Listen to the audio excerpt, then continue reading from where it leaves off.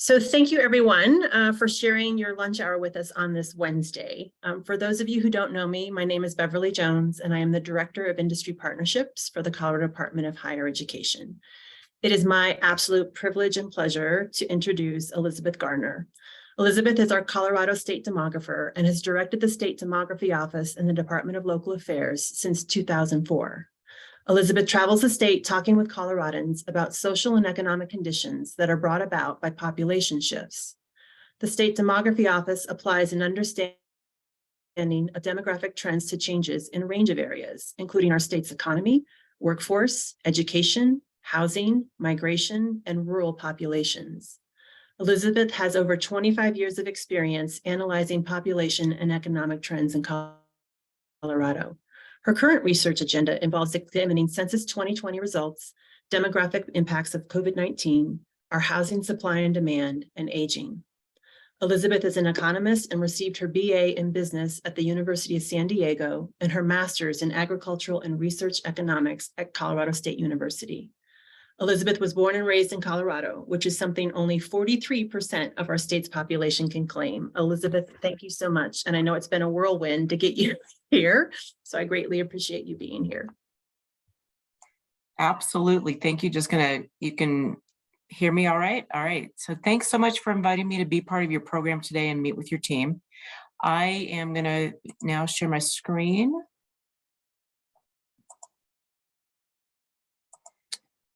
And then also look for another thumbs up on that one. See if you can see it. Perfect. So again, I want to thank you so much for having me be part of your program, because again, I think there's just such an important connection and relationship between higher ed and demographics and population trends and what we're experiencing in the state. So I appreciate the invitation to meet, and we'll just re-emphasize that as you guys have questions over time, please feel free to reach out anytime to follow up on any of the questions or anything that might come up with today. So with that, I'm going to start and really just give you kind of a heads up of what I'm going to be talking about. A couple of the biggest things, and you're going to be aware of most of these, I think, is one is that the population is starting to grow at a slower rate. So we're just slowing down on the growth. Doesn't mean the growth is stopped. It just means that it's slower. And a lot of it is going to have some different dynamics. One is that births are down and deaths are up. And births have been down for a significant amount of time, for over 15 years. And so that's going to have these long run implications for higher ed. On top of that, migration and mobility has been changing and slowing, which also is going to have longer run implications for higher ed, especially maybe in the short run on hiring, trying to fill positions, but longer run on additional kids. Maybe not as much of a bigger impact as this concentration of growth on the Front Range, but certainly it impacts the types of industries, because what we've seen is growth in the Front Range, both in population and in jobs. And a lot of it has to do with the types of jobs that we're growing, which I'll get into. And maybe the most important piece is aging. It is impacting everything from the types of industries that we're growing, the impacts onto our labor force, and really kind of long run growth implications for the state. And maybe equally as important is the fact that we are growing more racially and ethnically diverse, but interestingly, at the youngest ages. So some of the big long-term trends that I'm going to be talking about that you can ask at the very end, I think we're going to have time for questions and answers. So just to kind of prove my point is looking at what we've seen in growth in terms of the United States and Colorado and our rank in that over the last decade and then over the last couple of years. So what we've seen is that last decade, we increased by the US as a whole by 22 million people. That seems like a lot. So on average, that's 2.2 million people a year. But that was our second slowest growing decade ever, second slowest to the Great Depression in the 1930s. Over this last year, or actually the year before, between 2020 and 21, our growth slowed in the United States to 0.1. So it's much slower than what we'd seen historically, and to only 520,000 over that 1 year. So about a quarter of what we'd seen in annual average from the decade before. This last year, between 2021 and 2022, definitely we saw increases in that. So almost back, not quite back to trend, but back up to 1.2 million or 0.4 growth rate. Over the same time, we can see kind of those different growth rates for Colorado as a whole. Over the last decade, an increase of 14% or 744,000. And that was kind of what I would say an average year, an average decade, not super fast, not super slow. But the last 2 years, we have slowed significantly. So our annual average was 74,000 a year in terms of growth. We slowed down to 26 and then 27,000. So again, about a third of what we would normally have seen. And not only in terms of that total growth, but also in terms of our relative ranking to other states. And so that's actually what matters as well, is that we're seeing patterns in growth change in the United States, and we need to be aware of it in Colorado. When we look at a pattern within the state, red, orange, yellow, positive, all of the shades of blue decline. And this looks at the decade change from 2010 to 2020. And you can see that 95% of the growth was in the front range. So the darkest colored reds being the fastest or the largest amount of growth. And interestingly, that was also where 95% of the job growth occurred. A lot of them in service industries, which I'll talk about in a little bit. But it's important to know what's the components of population change. So we've got only 3 things that we follow: births, deaths, and net migration. And I'm going to say that all of those are really important, especially the births and the net migration, especially to the audience that you're looking at. And births minus deaths is called natural increase. It's represented by the blue piece on this graph. And what you can see is that we kind of peaked in 2007, and it's been slowing ever since. A lot of that has to do with both this increasing number of deaths because we're getting older and decreasing number of births because we've seen birth rates fall. And so both of those pieces are putting that downward pressure on the births minus deaths. And then we've got net migration. And that's the red piece, and you kind of see this business cycle in there, and you can probably recognize some trends historically in the state. We had some big booms in the 70s, and then we had a big decline in the 80s. I don't know if anybody remembers the savings and loan bust and the oil and gas bust that we had in the 80s, but then that set us up for the 90s where we saw a lot of growth. And then we saw that early 2000s, we had kind of that .com bust that hit Colorado specifically very hard because we were concentrated in those industries. So it slowed down in those early 2000s. Then what I would say is it stayed relatively stable, really from about 2005 through about 2000 and maybe 16, 17. And then it really started to slow down. And what's important about migration is that migration attracts young adults. And we'll get into the age dynamic in a minute. But young adults that then tend to find other young adults that then tend to have kids. So what I would say is for higher ed, it's a long run indicator. If we attract young adults, then in 5 years, we get babies. And then in 20 years or 18 years, we get folks that would go into higher ed. So hopefully, I'm sure that made sense. So actually, let me show, but really, I want you to look at that far right-hand side and see how slow things have gotten recently, because that also has some long-run implications for higher ed. So we have really slowed down in terms of our total population change from both migration as well as a slowdown in births and an increase in deaths. So let's talk births, because that's probably one of the most important pieces for you guys. This chart shows births in the United States and in Colorado, and that they've both been declining or slowing down since 2007 when we reached our peak. The US is down about 625,000 fewer births per year than they had in their peak in 2007.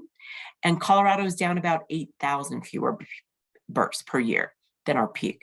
So peak 2007, how old does that make them? Well, that makes them about 15 years old right now. So that's a key takeaway. If we look at the United States over the last decade, red, orange, peach, positive, all of the shades of blue are states that had an absolute decline in the under 18 population. Over that decade, there was a 1 million person decline in the under 18 population. So this is obviously kind of the biggest takeaway chart or information that I'm going to have for this presentation, because it's that under 18 that eventually becomes that 18 to 24 that's the prime age group for higher ed. And what we can see from this is that you look at California, you look at New Mexico, Arizona, you look at the Midwest, you look at the Northeast, absolute decline in that under 18 population. And we know that California, Midwest, Northeast are big donor states to Colorado's higher ed system. This is where we get a lot of our students that pay out-of-state tuition. And if these states have an absolute decline in that under 18 population, that could impact enrollment at our institutions. Not only that, these states that are blue also could become higher competitors for students, for our under 18 population to go to their states. And so why would they do that? Well, they want butts and seats, just like you guys do, butts and seats. And not only butts and seats for higher ed, but there's such a clear connection with then economic development. If you can get a butt in a seat in a state, then you've got a greater chance of recruiting them for their businesses. And I will tell you, and you've probably seen it, especially Midwest and Northeast, high pressure on attracting our students to their schools. They are offering in-state tuition. They're offering a lot of competitive grants and merit aid to go to their schools. So something to be aware of. But you can see that Colorado had positive growth, not like a Utah or North Dakota. And I will tell you, Texas really had the greatest growth in that under 18 population. But important to see where Colorado was positive. But if we look at the state, red, orange, yellow, positive, all of the shades of blue are counties that had an absolute decline in that under 18 population. And I'm sure you've been paying attention to the news and have heard about school districts closing and having to shut down or close down a couple of schools because of the declining enrollment for K-12. Well, that's obviously a precursor for higher ed. And what we can see is 43. Elizabeth, I'm sorry. Yes. I'm so sorry. I just wanted to let you be aware. We also have industry on here too. So this will affect their hiring needs in addition to what we're absolutely. Absolutely. So all of this plays into the labor force in terms of thinking about where are you going to attract and retain people for your different industries. And so if we see this, we look at this in Colorado and we're looking at that change in the under 18 population, and 43 of the 64 counties had an absolute decline in that under 18. Our under 18 increased by 30,000 over the last decade. Of that 744,000, so only 5% of our total growth was in that under 18. So this is going to lead into, what we'd like to say to folks is if we think that the labor force is tight now, just wait. Because once our peak person, who's about 15, ages through, to peak hiring, which tends to be kind of 25, so we maybe got 10 years, it's going to be even tighter in that labor force and more competition across the country, because really there aren't a lot of states that are growing that under 18 population. Like I said, probably Texas, a big one, Florida still there, but important to see that change and how that's impacting the state. So we know that the pandemic was weird. And so what we did see was actually maybe a little bit of what we had thought we would see, is a slowdown in population growth and kind of not a hollowing out, but slower growth in what we would consider the city center.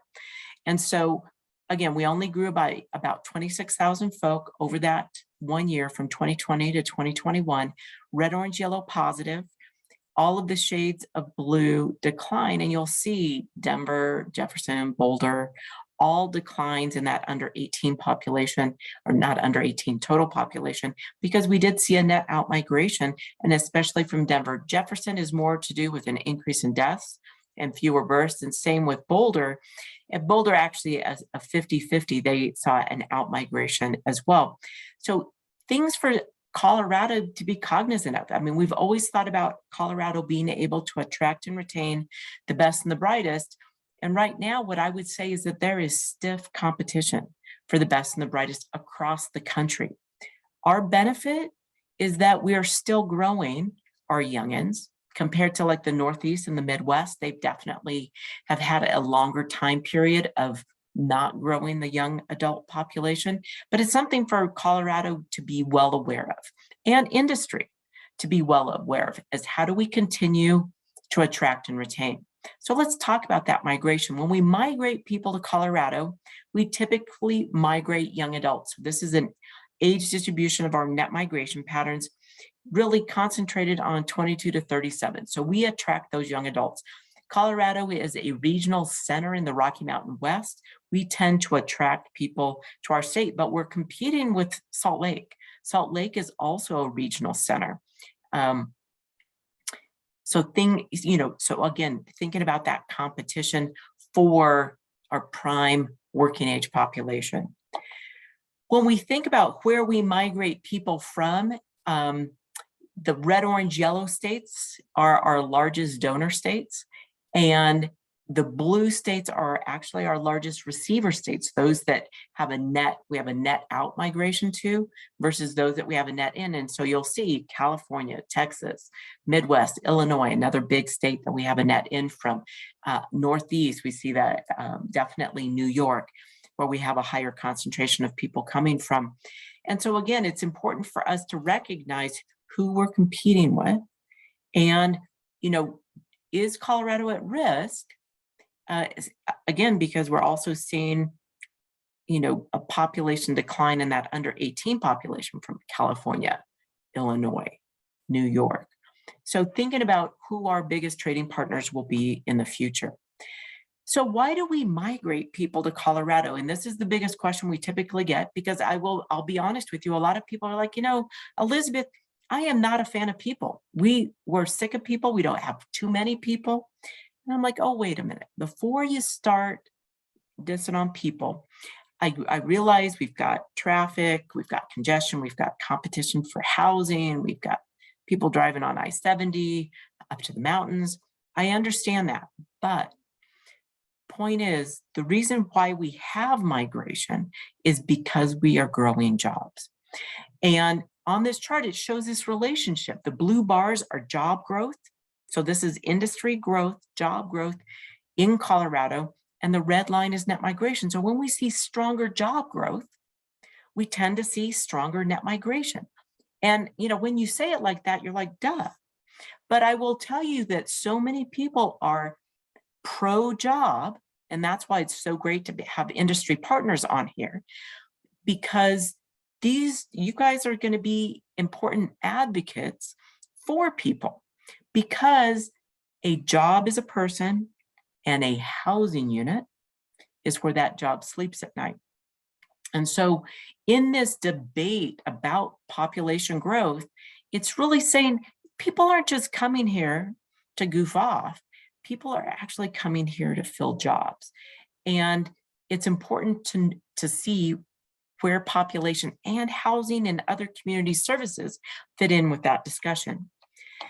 So how are we doing in terms of jobs? And I know higher ed does a lot of work with industry, with the Department of Labor, with workforce development to show this partnership. But But it's important to see, where's Colorado in terms of job growth? Well, we are actually recovering from the recession, the COVID recession, pretty well. We're at about 128%, 127% recovered from the COVID recession compared to the US as a whole, which is closer to about 108%. By the end of 2021, so I know over a year ago, but we don't get data very current, not every industry had been recovered.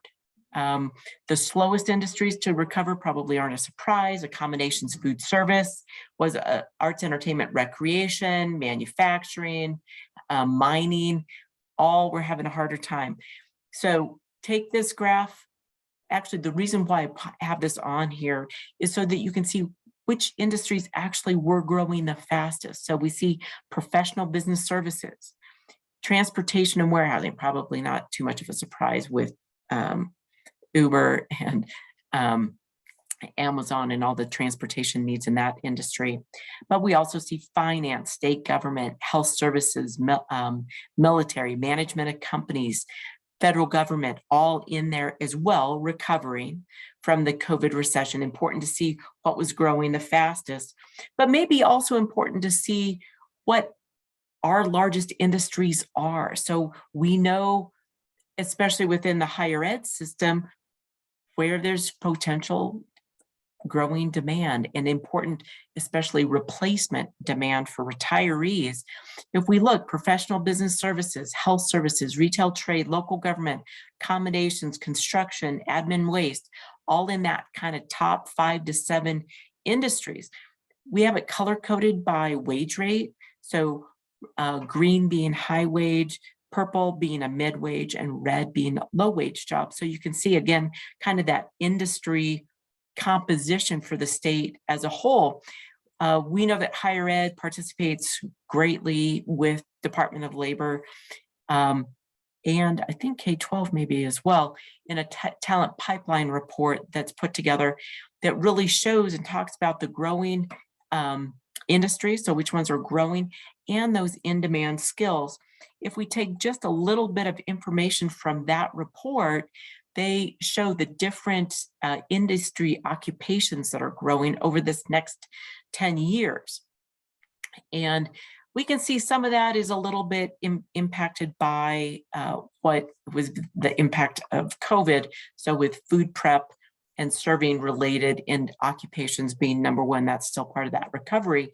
But again, you can see transportation in there, business and financial operations, healthcare, sales, construction, but most of the time when you're looking at reports like this, what do they talk about is really the need for complex communication skills, complex thinking, and areas really in that service-oriented, things that aren't maybe easily automated or mechanized, because we know that automation is a reality, it is moving forward.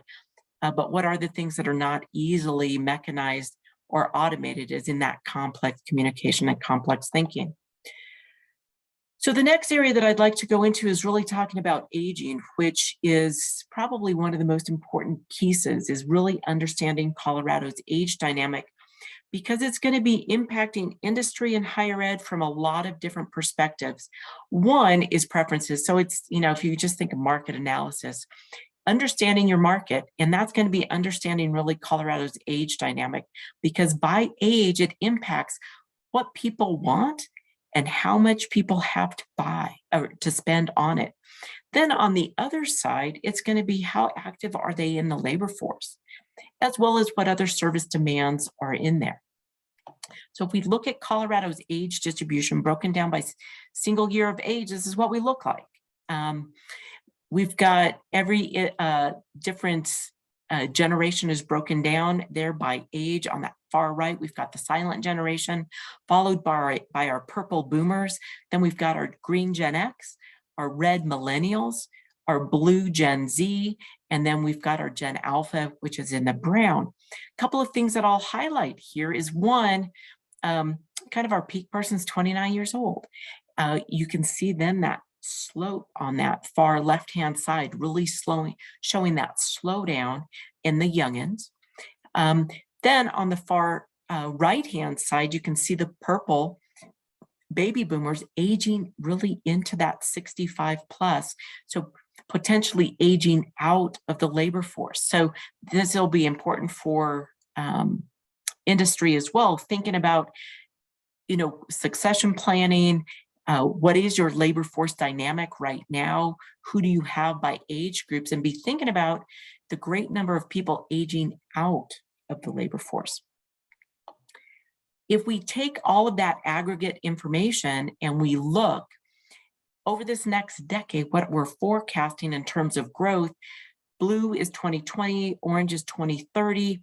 You can see at that young end, really the under 18 forecasting a decline in the total population, 18 to 24 only slight growth, simply because last decade it was pretty flat in the under 18.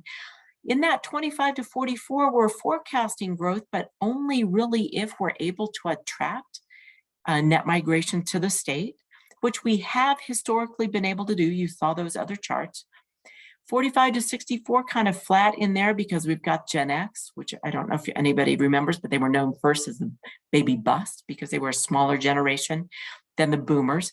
And then the 65 to 100, you see that larger growth, and it's not really 100, it's a 65 plus. It goes over 100, but we just use that as a point. Biggest piece that you may see here, if you look at the numbers, is the fact that over this next decade, we're forecasting to increase by about 630,000 people. Our 65 plus forecast to increase by 300,000. So almost 50% of our total growth over the next decade is forecast in that 65 plus. Now, if you remember that chart I showed showing net migration by age, we don't migrate people here in the 65 plus. We're not like in Arizona or Florida. So where's that growth coming from? It's coming from within. It's people that are currently in kind of that under 64 aging into that 65 plus. And so this is going to be interesting for Colorado to work with and manage, because we're going to see, again, like I said earlier, if we thought this last decade or last couple of years was hard in terms of labor force, just wait. We've got about 400,000 forecast to age out over this decade. And so not only are we going to be looking at replacement for those that are retiring, but also any new jobs that are created. We're also looking for people that are going to fill those jobs. So if we take that information and we look at it by throughout the state by county, this looks at the change in the school age population over the next decade.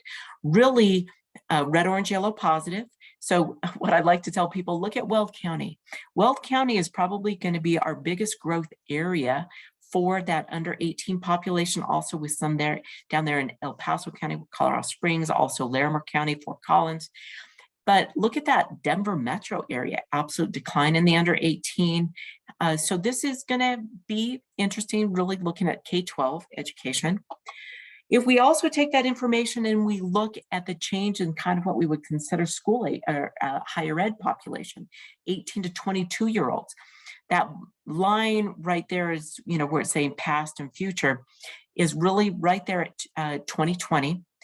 So between 2020 and 2025, we've got a growing higher ed population, but it kind of peaks at 2025, maybe 2026. And then if you follow that graph and you follow it along, looking at the different age dynamics, you don't get back up to that peak level almost again until 2050, maybe 2048. So if we're thinking higher ed population, I think the takeaway from this is that the absolute number of people in that 19 to 22 age group is not going to be growing after the year 2025, 2026. So what do we need to be looking at is probably broadening that base, looking at not only the 19 to 22-year-olds is, do we look at other age groups, but also how do we bring more people into that college going age groups? Just as an idea, that over 50 population, and I'm sorry, I should be, that chart's a little out of whack. This is from 1990 through 2050, that over 50 population will be growing throughout this entire time horizon. but also some other age groups over the age of basically 45 will be growing over this entire time frame. If we look at just the prime working age population, if we're looking at 16 to 64-year-olds over the next decade, red, orange, yellow positive, all of the shades of blue decline. So we're definitely concerned about that available labor force. And again, remember, Colorado is younger than the rest of the country, younger than most states. So Colorado is still going to be a great place for attracting that labor force, but it's going to be changing. And that's going to be that newness for Colorado, is that we've never had to really compete very hard for a labor force. And now that competition is going to be on. And again, Weld County is going to be a prime location for finding folks. I'm not going to go through a lot of these implications again, but again, thinking about that traditional higher ed population is going to be important to probably broaden that scope. Think about consumer demand. It's really the 65 plus population that's going to be growing. And so industries that serve that 65 plus is going to be that prime market. So again, this is like marketing 101, know your market. The market for that 65 plus is going to be the fastest growing, not just in percentage, but in absolute growth. So thinking about those industries that support older adults. And then thinking about that labor force. Really, how does this aging impact your labor force all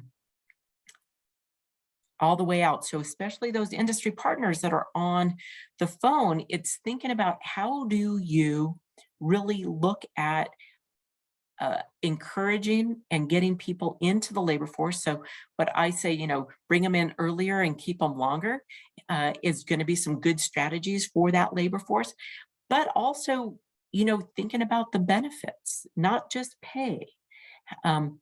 What are some other strategies for keeping people in your labor force and or growing your own in terms of how do you look at bringing someone in at entry level and keeping them in your industry all the way through that career ladder?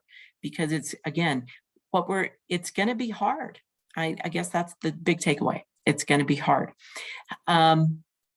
And thinking about these other things that attract a worker, like housing, is going to be important as well. Health care, daycare are all going to be pieces that are going to be important for that labor force.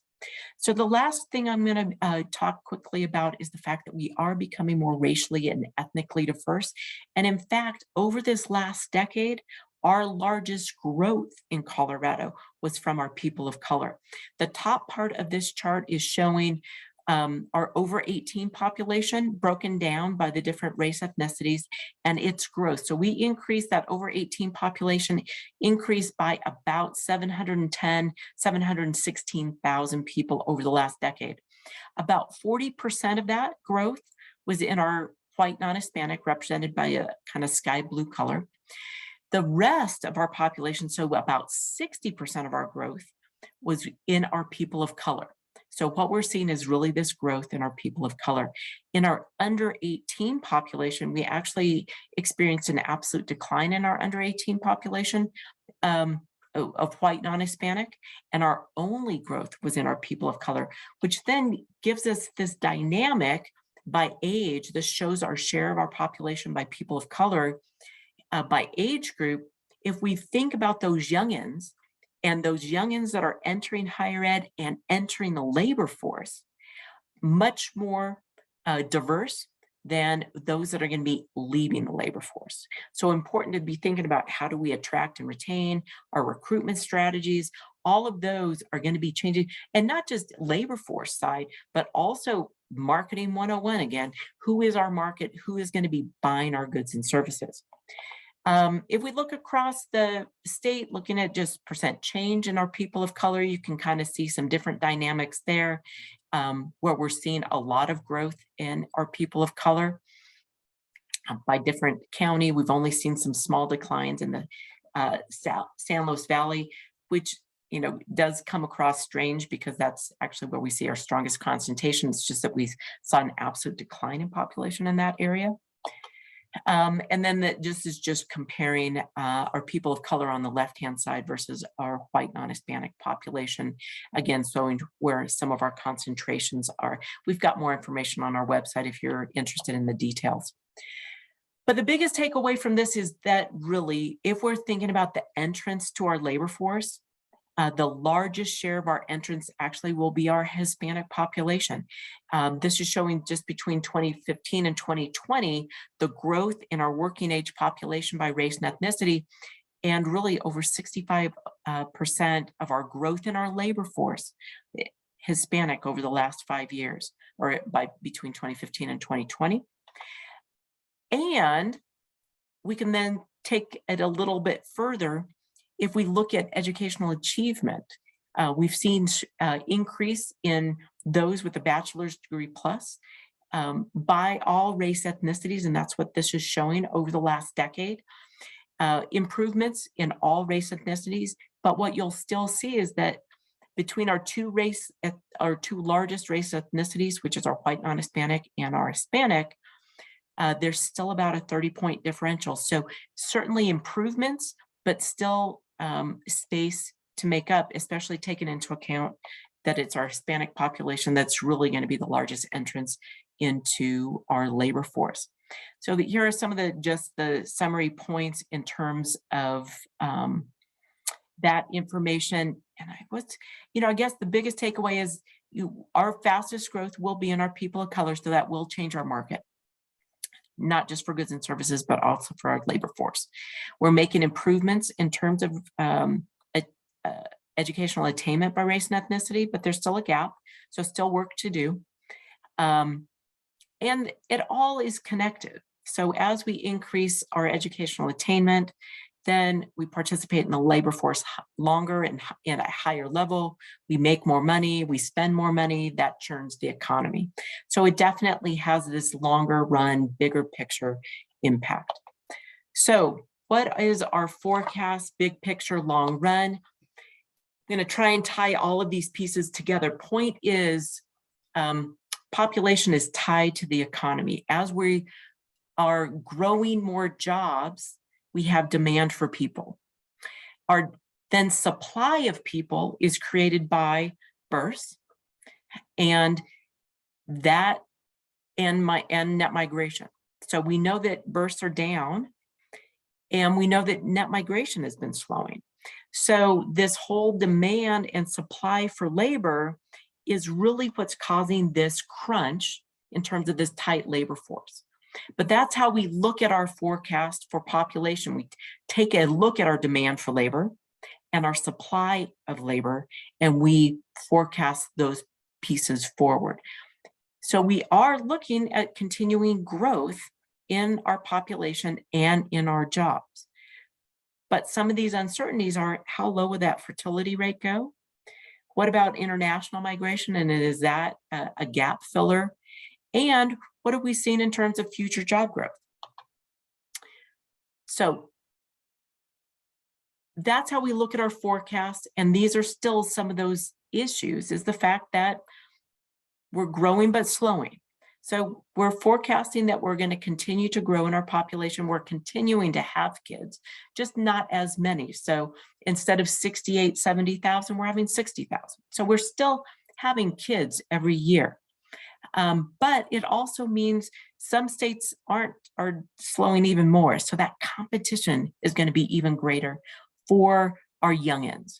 And our youngins are going to be a lot more racially, ethnically diverse than they've historically ever been. So we need to be thinking about that in terms of a market and attraction. This all has long-run implications to our labor force, which I'm sure all of the industry partners are thinking about, as well as then higher ed is thinking about. And how do we think differently strategically about growing that labor force and growing that human capital? Can we bring people in younger? Can we do a lot more of that education and training in-house? What are some of those benefits that we can do to try and get people into our different industries? And hopefully some of this information also helped you think about what industries are going to be growing, or what components of industries are going to be growing a lot. Thinking about our aging labor force and our aging population, certainly I think health services is still going to be one of our largest growing industries, simply due to the fact that there is going to be a lot more people into age groups that typically have higher demand for health services. Like I said, we're still forecasting growth. Colorado is in the blue. The US is in the red. So still growing at a faster rate than the US as a whole, but slowing over time, simply because the labor force is slowing, which will put downward pressure also on job growth. Within the state, forecasting between 2020 and 2050, still an increase of 1.8 million people. So growing from the 5.7 million to 7.5 million, with most of that growth along the Front Range. Less growth, so red, orange, yellow positive, all of the shades of blue decline in kind of the Eastern Plains, San Luis Valley, unless something really dramatically changes in terms of especially where our industry is located. Lots of uncertainties in our forecast, right? So international migration is probably the #1 uncertainty. And what the US will do, will they come up with an international migration policy that will fit the needs of our industries? Water is probably the other biggest one for Colorado, and our access and availability of water. And probably housing is in there as well. Certainly, I think industry partners are going to be some of the biggest advocates for making sure that we have a rational housing policy as well, that we're looking at, as we grow jobs, that we're also growing housing that supports the labor force that is into that housing. It's important that there is this partnership between the two because, again, a housing unit is where that job sleeps at night. We can see those other risks or uncertainties as well that we've got going on.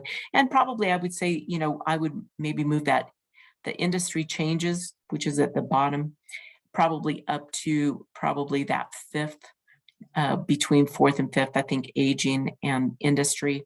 Who knows if we're going to go into a recession and what that landing is going to look like. So with that, I want to thank you guys so much for having me and check with Beverly, see if we've got time for any questions. And I'm going to stop sharing. Thank you, Elizabeth. There's something going on with my video, so I apologize. We do have a question, and Sean Petrinovich, I hope I said that right.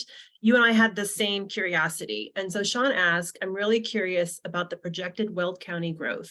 What's the driver there? Is there something new going on in Greeley or something else?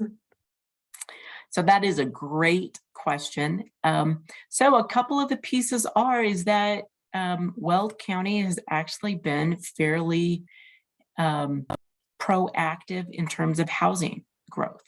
And so they've been able to build housing units, then that's where families are able to move to, and they have kids. That then creates this young adult population. And so it's really this cycle. And that's really what's going on in Weld. But I'll also tell you that Weld is just also nicely located on some transportation corridors.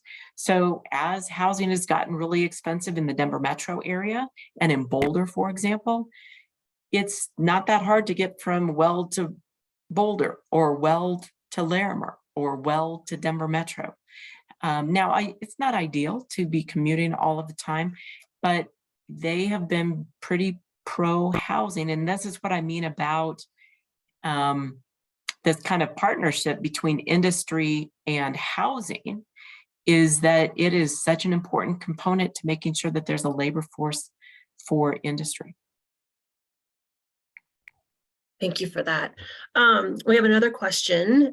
Your demographic information proposes higher education's only enrollment market are 18 to 24-year-olds. What does this mean for serving adult learners? Yeah, no, I mean, I think that is a perfect question. And we've been talking, and higher ed has been, I think, looking at this and thinking about this for several years, about looking at how do you increase that base. And so it is for looking at those non-traditional aged attendees. So not just older adults, which is certainly a huge market, but also adult learners. So looking at the 25 plus, those that have maybe gone into a career and want to change careers, maybe certainly veterans, which I think is a big market to also be looking at. But I would say all age groups, because you've got to broaden that base. And Elizabeth, I have a question. Given the projections that you have for the next 10 years, is there a state that has kind of been where Colorado is and has done it well that we can look to as far as policy for equity and inclusion? Or It's funny, we get that question a lot. Who are we similar to? The problem, I don't, it's not a problem. The situation is that everyone had baby boomers, right? And this really is a transition of baby boomers. When they entered K-12, they made an impact. If you go back and look at historical records on when we had the biggest boom in terms of building K-12 facilities, it was when the boomers came through. Same with college. And one of the most interesting things with the boomers is it was really the first big group of women entering the labor force. So it changed everything, the labor force, and then the demand for daycare.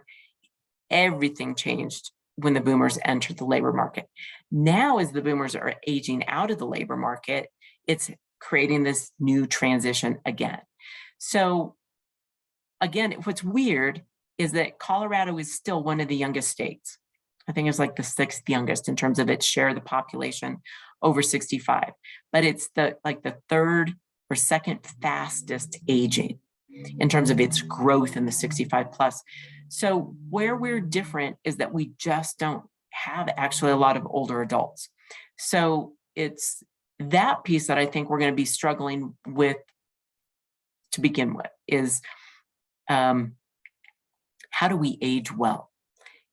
Because we just haven't been doing it. Not that it's going to be super hard, but it's just going to be this transition. And it just happens that then at the same time where we've got this big group of leavers from the labor force, we're starting to see fewer entrants. So that's the dynamic that's actually hitting all of these different states.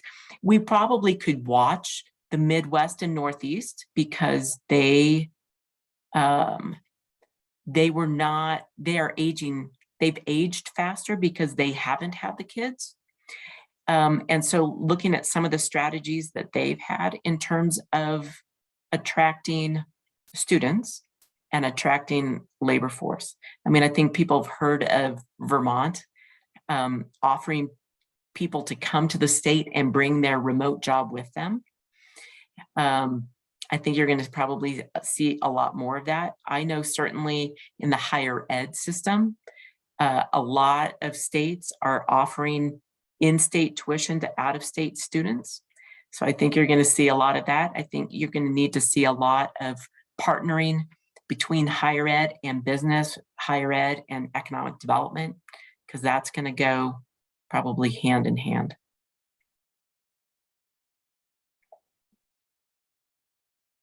You're on mute. 3 years later, one of our commissioners, Commissioner Kostenbauer, has asked, we used to be number one or number two with household income and white collar workers. Has this ranking changed? And the book, The End of the World is Just Beginning, discusses a worldwide trend of fewer young people and increasing aging population. The worldwide impact is great. Would you agree? Yeah, so I'll hit the second one first. So yeah, I think that this is going to be a huge transition for the world. I think probably people have heard in the news the total decline in population in China, right? Because they've seen this, but at an accelerated level, where they had the one-child policy, and then it it's now snowballed to where they're now seeing an absolute decline in population.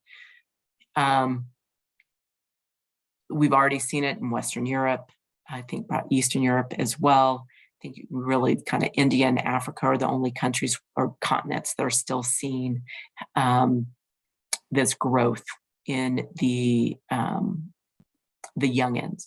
So that's where I think the international migration strategy comes into place, is what will our decision be on that level? Our birth rates are at a level now, it's at, I think for the country as a whole, it's at 1.6,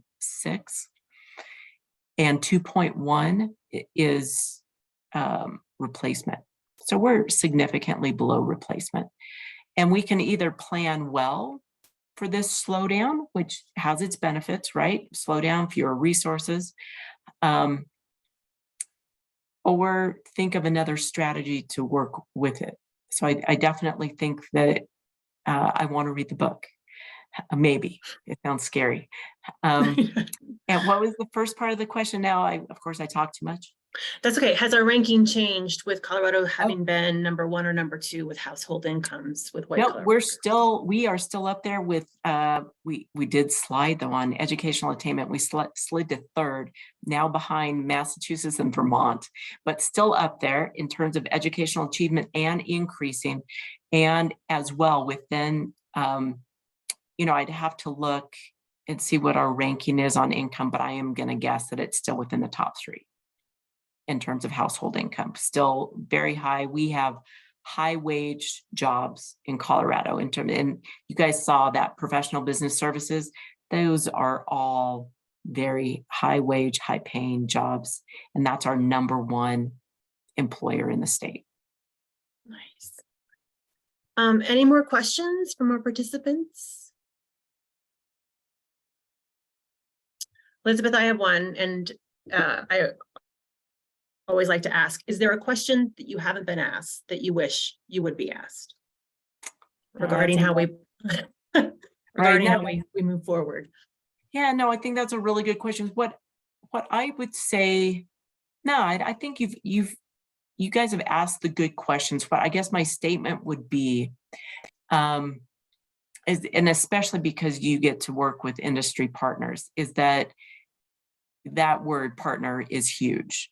And huge for Colorado moving forward. This is going to be significant. And having everybody at the table is going to be really important. So having economic development, industry, higher ed, housing, community services, like I said, the baby boomers changed everything, and now they're changing it again. And how we think about labor force and how we think about industry and automation and moving forward is going to fundamentally change. And we need to do that together. I think we're going to be much more successful.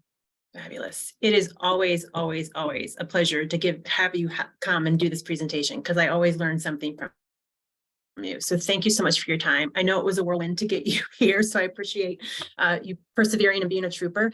I'm getting questions if we could get a copy of the slides and or a summary of the slides. So you can shoot me a text on that, and I will let everybody know, and I will be sending out a recording of this presentation. But with that, I thank you everyone for sharing your lunch hour with us. And Elizabeth and Nancy, thank you so very much for sharing your time with us today as well. Perfect. Yeah. And I will send you the slide deck, so the deck is available. Fabulous. Thank you so much. All right, everyone, have a great rest of your day. Elizabeth, thank you. Take care. Thank you. Bye-bye. Bye.